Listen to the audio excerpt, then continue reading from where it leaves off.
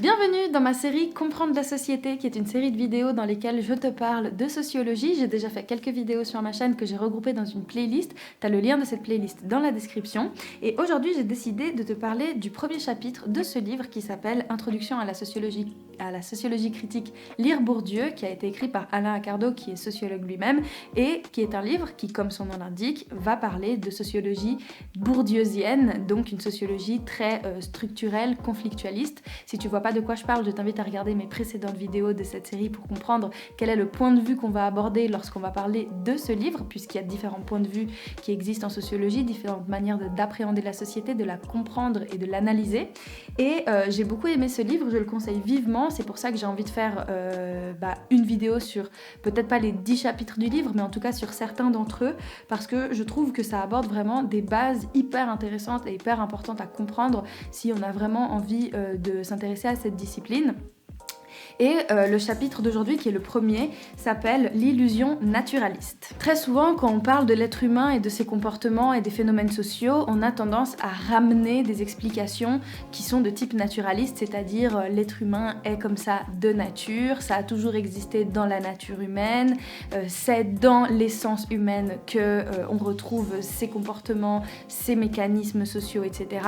Et c'est quelque chose qui revient absolument dans tous les domaines. Très souvent, il y a des références à nos ancêtres, à des pratiques très anciennes qui se transmettent de génération en génération et qui seraient comme inscrites dans notre code génétique et donc qui feraient partie de notre nature profonde. Il faut savoir qu'en sociologie, les arguments naturalistes sont un obstacle à la compréhension des phénomènes sociaux, puisque en sociologie, on part du principe que non, les phénomènes sociaux, les comportements humains en société ne peuvent pas s'expliquer par une nature supposément humaine. Historiquement parlant, il faut savoir que l'argument naturaliste a été très utilisé comme une sorte d'arme de guerre symbolique, comme l'appelle Alain Accardo, de la part des groupes dominants pour conserver, contester ou conquérir leur position dans la société. Et quand on essaye de comprendre un peu mieux comment est-ce que les groupes dominants utilisent l'argument naturaliste pour justifier et accéder à des positions supérieures dans la hiérarchie sociale, on se rend compte que l'argument naturaliste remplit deux fonctions pour arriver justement à cet objectif. La première fonction est celle de légitimer les propriétés des individus, c'est-à-dire qu'on va partir du principe que certaines qualités, certaines propriétés d'une population est naturelle, et donc si elle est naturelle, elle fait partie de l'ordre du monde, de l'équilibre naturel des choses, et donc ça permet de donner une forme de légitimité à ces propriétés. Pour citer par exemple le sexisme, on peut dire qu'un des arguments qui a très souvent été avancé par les hommes pour dominer les femmes est celui du fait que les hommes sont naturellement supérieures aux femmes qui seraient naturellement inférieures et qui vont attribuer un tas de qualités supposément naturelles propres aux hommes et aux femmes. La deuxième fonction qui découle du coup de la première est de pouvoir définir ce qui est contre la nature et donc dévalorisant, puisque, comme je l'ai dit tout à l'heure, ce qui est naturel s'inscrirait dans un équilibre et dans une harmonie intrinsèque du monde et donc dans une forme d'ordre, et ça permet du coup de définir ce qui sort de cet ordre du monde et donc qui ne doit pas être en dehors de ce cadre. Et le fait de dire que quelque chose est contre nature, va contre la nature humaine, c'est une manière de dire que c'est un problème dans la société et ça justifie le fait que certaines personnes dans la population soient du coup inférieures, opprimées, dominées. Pour te donner un exemple, on a très souvent dit que ne pas être hétéro dans la société était complètement contre nature, et donc dire que c'était contre nature, ça voulait dire que ça allait en dehors de l'ordre normal du monde, et donc c'était dévalorisé et c'était un argument pour justifier l'oppression de l'ordre hétérosexuel sur toutes les personnes qui ne le sont pas. En gros, ce qu'il faut comprendre, c'est que quand on utilise l'argument naturaliste pour définir les comportements sociaux, on va partir du principe que la nature, c'est ce qui est sain,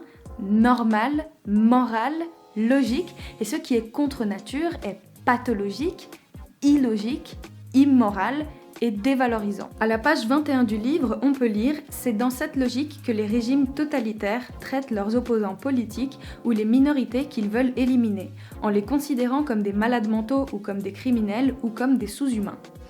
Je te laisse méditer sur cette phrase. Quand on étudie à nouveau l'histoire humaine, on se rend compte qu'il y a eu des définitions de ce qui était naturel qui ont changé au cours de l'histoire et donc une définition de la nature humaine qui a changé elle aussi. Et quand on se penche sur ces définitions, on se rend compte qu'en fait elles remplissent une fonction normative, c'est-à-dire qu'elles vont définir qu'est-ce qui devrait être normal, quel serait le modèle à suivre et donc le modèle dominant. Et cet argument a été très utilisé pour justifier les pires horreurs que l'être humain ait pu commettre dans l'histoire, comme la ségrégation, l'esclavage, les génocides et j'en passe. Mais si on sort de cette logique naturaliste et qu'on essaye de comprendre les choses avec un autre point de vue, un point de vue sociologique, on peut se rendre compte qu'en fait, les êtres humains, s'ils ont bien une propriété par excellence qui soit profondément humaine, c'est celle d'être dans la capacité de sortir de l'ordre naturel du monde et donc d'entrer dans ce qu'on appelle le monde de la culture. Pour citer la page 24 du livre, les hommes, dans ce qu'ils ont de spécifiquement humain,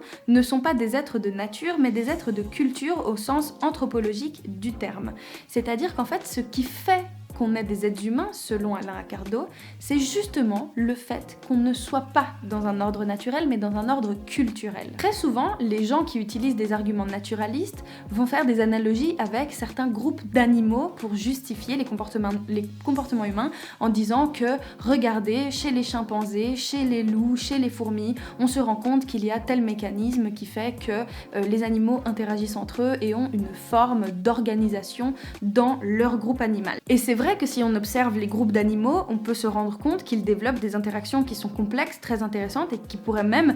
faire penser à des interactions humaines. Sauf que la différence entre une fourmi et un être humain, c'est que la fourmi, elle a inscrit dans son code génétique certains facteurs qui font qu'elle a ce comportement-là dans son groupe et donc dans ses interactions. Ce qui n'est pas le cas chez l'être humain puisque l'écrasante majorité de nos comportements ne sont pas inscrits dans notre génome mais sont inscrits dans un autre ordre qui n'est pas celui de l'ordre de la nature, à nouveau selon Alain Accardo, qui serait l'ordre culturel et donc qui n'aurait rien à voir avec une mutation génétique dans nos corps pour expliquer justement pourquoi notre société fonctionne comme elle fonctionne. Pour pouvoir affirmer ça, Alain Accardo présente 3 arguments. Le premier étant le fait que les êtres humains, contrairement aux autres animaux, a développé un système nerveux très centralisé et donc qui se différencie largement du reste des animaux. Le deuxième argument, c'est qu'il dit que l'être humain a accès à la pensée symbolique et pour illustrer ça, je vais te lire un passage du livre qui dit que grâce à l'activité de leurs centres cérébraux, les hommes peuvent accéder à la pensée symbolique que les animaux ignorent ou qu'ils possèdent que sous des formes rudimentaires, faute d'un langage articulé, qui permet aux êtres humains d'échapper au despotisme de l'hérédité biologique dans la mesure où leurs comportements ne sont plus directement déterminés par l'information génétique, mais par une information hautement conceptualisée, élaborée socialement dans l'activité symbolique, à la fois individuelle et collective, sous forme de systèmes de représentation, et donc des représentations qui n'ont absolument rien à voir avec la génétique. Et donc le troisième argument, c'est qu'il explique que entre les êtres humains, il existe ce qu'on appelle la culture, qui n'existe pas chez les autres animaux, qui est justement cet ensemble de symboles, de représentations, de concepts que l'on peut partager entre groupes humains et qui se transmettent en effet de génération en génération, mais pas par notre code génétique. Il donne un exemple pour illustrer ses propos en prenant l'exemple de la sexualité. La sexualité, c'est vrai que c'est un domaine que l'on va très souvent assimiler au domaine animal, naturel. C'est quelque chose qui serait primitif chez l'être humain. La sexualité, c'est comme si c'était un de nos instincts les plus primaires, les plus animales, comme on peut l'entendre très souvent. Et il explique qu'en fait, même si c'est une activité qui paraît très naturelle, en réalité, la sexualité est un domaine humain dans lequel on a élaboré un tas de normes différentes. Et il y a une citation qui m'a paru très intéressante pour illustrer ça, c'est qu'il dit que la sexualité humaine est certainement l'une des activités les plus imprégnées de sens, les plus soumises aux normes et aux valeurs. Et quand on regarde en effet l'histoire des pratiques sexuelles humaines, on se rend compte que très souvent, on a catégorisé certaines pratiques comme étant des pratiques interdites ou comme au contraire des pratiques recommandées, des pratiques qui étaient saines et celles qui ne l'étaient pas, et que justement s'inscrit dans ce domaine de la sexualité un tas de règles et un tas de significations extrêmement fortes pour comprendre justement les interactions sexuelles entre les êtres humains. À la page 30, on peut lire le fait qu'il y ait à la base de notre activité une dynamique pulsionnelle génétiquement programmés ne suffit pas à faire de nos pratiques des faits de nature, dans la mesure où la socialisation spécifique dont nous sommes l'objet a pour effet de rendre de plus en plus indirect et immédiat le lien entre nos pulsions et les pratiques capables de les satisfaire. C'est-à-dire qu'en gros, en effet, on peut dire que certainement qu'il y a dans notre code génétique quelque chose qui va influencer notre sexualité. Cependant, dans la pratique elle-même de la sexualité entre êtres humains, il y a un monde entre cette inscription génétique et le sens que l'on donne à nos relations sexuelles. Pour Alain Accardo, du coup, c'est une grave erreur en fait d'utiliser des arguments naturalistes pour expliquer la société, et il l'illustre très bien avec une phrase à la page 32 de son livre qui dit « La question de savoir ce que seraient nos comportements indépendamment de toute détermination par le milieu social, et donc en disant que c'est des comportements naturels, est à peu près aussi pertinente que celle de savoir ce que serait la forme et le mode de fonctionnement de l'organisme humain s'il s'était développé indépendamment d'une atmosphère respirable ou de la pesanteur terrestre. » En gros, pour lui, ça n'a aucun sens d'essayer de comprendre l'être humain en dehors du social et du culturel, parce que ce serait comme essayer d'expliquer notre développement en dehors d'un utérus, par exemple. Ça n'a aucun sens. Pour lui, le naturalisme, en fait, c'est juste un outil utilisé par les groupes dominants pour justifier leur position supérieure dans la société, puisque c'est les premiers à utiliser les arguments naturalistes en disant que s'il y a des inégalités, c'est parce que ça a toujours été comme ça a toujours été la nature des êtres humains, et donc ça contribue à la reproduction des rapports de domination dans la société. Comme si nos comportements sociaux étaient soumis à des sortes de lois impossibles à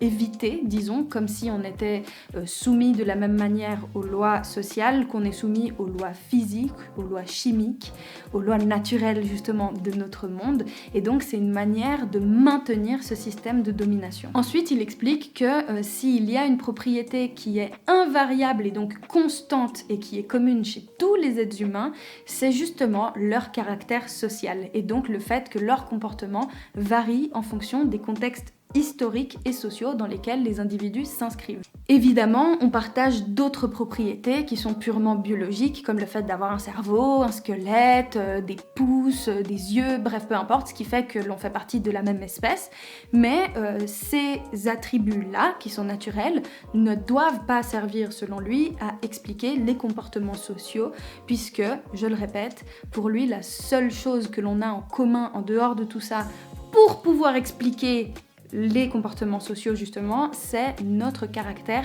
fondamentalement social. Voilà pour ce premier chapitre de ce livre. Je ferai du coup d'autres vidéos sur les chapitres qui suivent. Je pense que ça va être des vidéos assez courtes, mais ça me paraît très important et très intéressant comme base pour comprendre typiquement ce genre de sociologie-là. Je le répète, il y a différentes manières de comprendre la société, de l'analyser et d'en tirer des conclusions. Là, on parle d'une sociologie plutôt bourdieusienne parce que c'est l'objet du livre, mais ce n'est pas la seule manière d'interpréter les comportements sociaux. Ceci dit,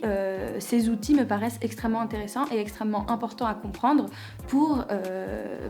découvrir ce qu'est la discipline de la sociologie. Voilà, j'espère que cette vidéo t'a plu. Si tu veux soutenir mon travail et m'aider financièrement de façon gratuite, tu peux faire un tour sur mon profil Utip. Il suffit de regarder une publicité de quelques secondes, c'est totalement gratuit pour toi et ça permet de reverser quelques centimes sur ma cagnotte, ce qui m'aide au quotidien. Donc merci si tu l'as déjà fait et merci si tu comptes le faire. On se retrouve du coup dans une prochaine vidéo. N'hésite pas à commenter, toujours dans la bienveillance et le respect, et d'ici là, prends grand soin de toi et n'oublie jamais que je t'aime très très fort.